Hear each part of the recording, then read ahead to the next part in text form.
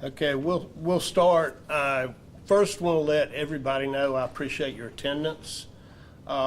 We do have a special guest, Ms. Brenda King and Luis Reyes, who is the parents of L.I.A.M King, what this is all about. And I will tell you now, they're here just to show their support in the program. They will not be answering any questions or making any comments at this time. So thank you all for being here again. We've gathered for an important purpose to introduce a new tool that we have to protect vulnerable children and bring peace of mind to a lot of families out there. This tool is called the YouthWatch and is named in honor of a very special boy, L.I.A.M King. I think you remember L.I.A.M's story. L.I.A.M was just 7 years old when he went missing on September 7th, 2025. His disappearance brought together well over 200 searchers from local, state, and federal agencies, all working tirelessly for several days looking for him. On September 9th, L.I.A.M was located in a pond near the residence where he was first reported missing. L.I.A.M was autistic and loved being around and near water. His story is heartbreaking, but it was something that inspired us to take action. Today we honor L.I.A.M's memory by ensuring that families have better tools to protect their children. We don't want to ever see this happen again. The problem with autistic children, children with autism, they like to wander. Their mind likes to take them places, and water is one of those places they love and want to be around. It's a common and serious concern for children with autism and other special needs. Families live with constant worry knowing that a child could slip away at any time. When that happens, every minute matters. The solution to this problem is what we're talking about today, the YouthWatch. It stands for location, information, and monitoring. It's designed to help prevent these tragedies from ever happening again. It is a GPS-enabled watch that tracks a child's location in real time. It sends alerts if the child leaves a safe zone and allows direct communication with parents or emergency personnel. It's waterproof, durable, and built for everyday use. It has long battery life and to ensure reliability, and this watch is more than technology. It's a peace of mind, a lifeline, and a way to keep children safe while allowing them to have the freedom to explore. In addition to the watch, we're introducing the little plastic clings that go onto a window sticker for vehicles and home windows or doors. These clings will notify first responders vital information so that they can act quickly and with care. Together, the watch and stickers create a stronger safety net for families and the communities. This program is made possible through a grant with the Guardian Project. It's not costing the taxpayers one dime. Their support ensures that families and communities have access to these life-saving tools, and we are deeply grateful for their commitment to child safety. With these tools, I think most parents and caregivers can, gain a greater peace of mind, faster response times for us in that of an emergency that may happen. And it also adds direct communication between us, the parent, and the person who is wearing the watch. Protection for children who may be nonverbal or unable to communicate otherwise, it's very important. And in this case, that's what we had to deal with. The pond that L.I.A.M was found in had been searched earlier, and with no luck, by 2 separate canine police dogs. The initiative has been developed with input from autism advocacy groups, law enforcement, and caregivers. It represents a shared commitment to child safety and community protection. And when something like this happens, I know most of you were here. I remember seeing a lot of the faces, and you saw a lot of long faces up here when we gave the news that we did find his body. When a negative happens, we try to find a positive, and that positive is this watch. Hopefully we can get more kids signed up. We have 22 at the present time, and not only do we use it for kids, we use it for other people with autism, mental illnesses that could create a problem as far as getting lost, not knowing where they are, and it's all about helping the people here in Randolph County. The L.I.A.M watch and safety stickers are steps forward in protecting those vulnerable children and adults in preventing future tragedies. We don't ever want that to happen again. We invite families, caregivers, and organizations to join us in this mission. Together, we can make sure that our child is ever beyond our reach. This is a tool that will help these parents deal with their child possibly walking away, whether it's in a supermarket, parking lot, or as this case happened, out in the woods. So we're doing all we can to alleviate that problem.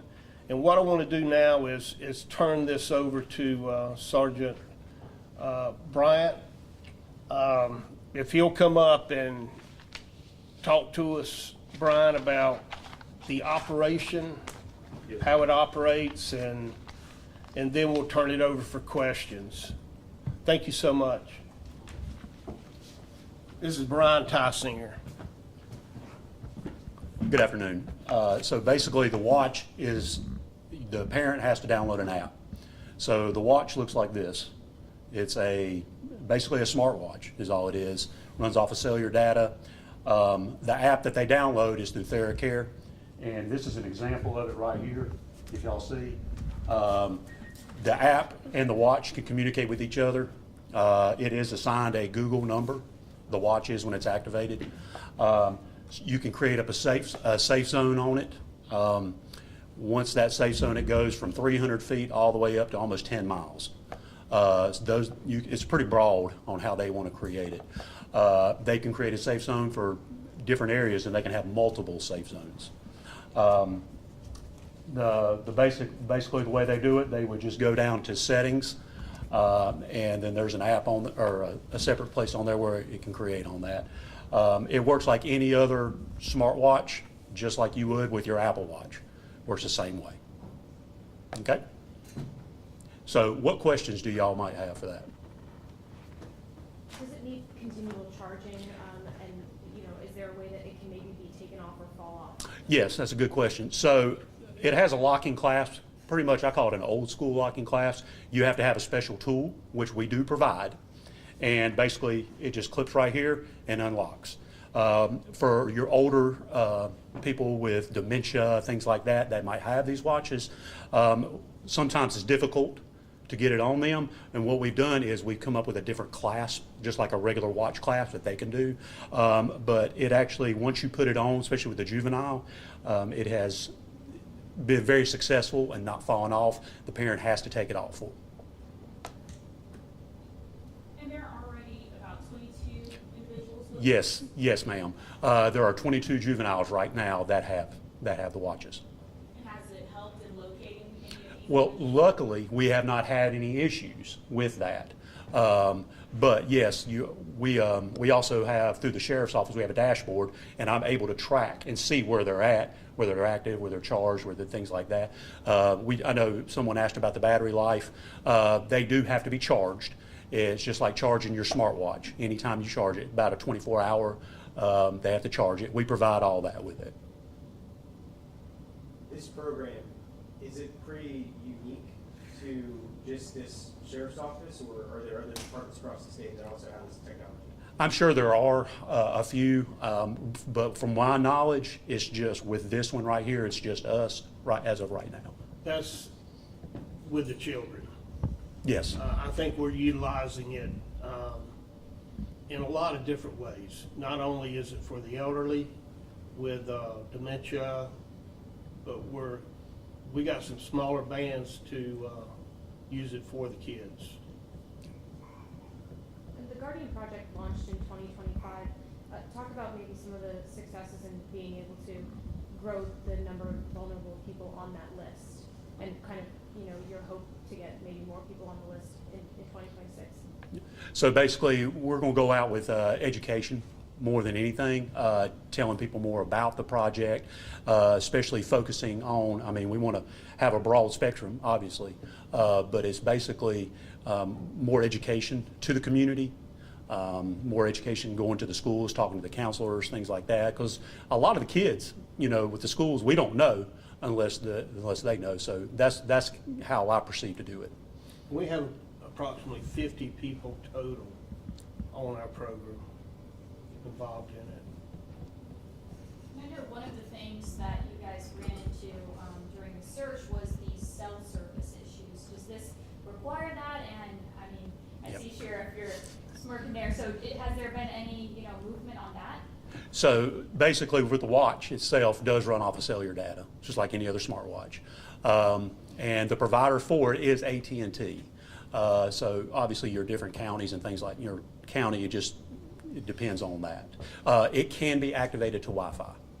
And that's, I want the best service we can get for that tool.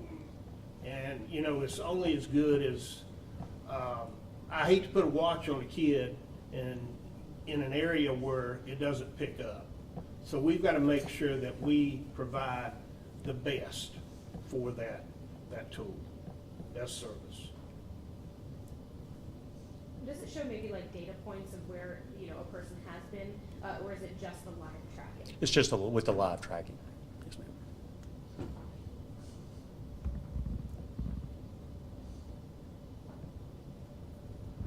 I guess my question would also be for Sheriff. This also hit you pretty personally. What does it mean to you to be able to introduce something with L.I.A.M's name on it? Well, anytime you can introduce something that will prevent another tragedy, I don't care what it is, it's good. Our job is to protect all citizens in Randolph County. And, when that happened, I thought, what could we have done different? What could we have done to save the child's life? And we talked about maybe introducing the Guardian watch that we normally use with adults on the children. And Sergeant Tysinger, he did all the work, he made it happen, and I really appreciate his efforts. And then also regarding the dashboard where you can see if the watches are charged and things like that, do you contact families if? Yes, ma'am. Especially if they haven't been charged for a while, or they're just, their kids, their families, they might not want to wear it or whatever. Yes, I do contact them. I try to check in with them once a month. I check with it every day, look at it, see how it's going. So that is my routine with it.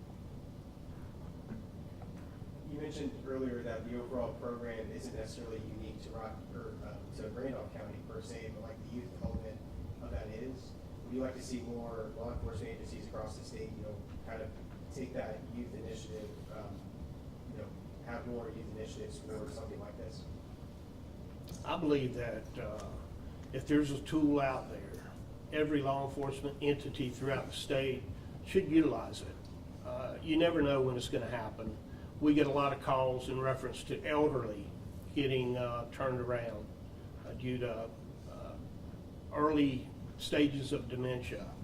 And you know, if you don't have the app on the phone to locate them, this is another tool that you could use to pinpoint their location.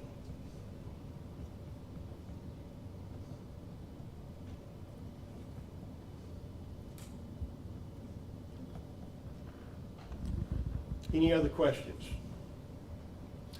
Hey, I appreciate it, and thank you so much, and I appreciate the family showing up here today, and I appreciate you showing them the courtesy not to ask them any questions at this point, and